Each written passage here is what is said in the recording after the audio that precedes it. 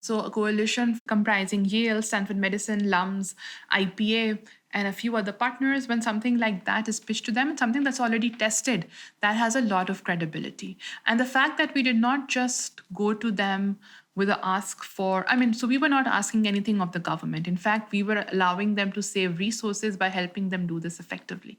And so I think the fact that you need somebody who's a little more inclined to listen to a data driven intervention. So you need to identify champions within the bureaucracy. Not everyone would have pulled this off. And so identify the right champions who are able to pull this off, who have both the political capital as well as the required resources to pull this off. And then I think there was a lot of credibility of the coalition that then took the message to them. We worked very closely, we kept the incentives aligned. And I think there was a lot of listening and planning and proactively following up. One thing that's key when working with the government is that you're proactively following up in order to ensure that it doesn't get dropped at any stage before it is actually launched.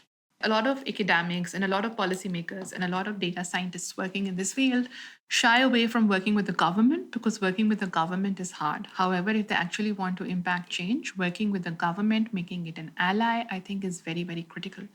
And just getting down and doing that work it takes to actually see an impact, or your results actually being implemented, or your results shared with the policymakers, or helping them actually implement it, I think that's the real gain at the end of the day.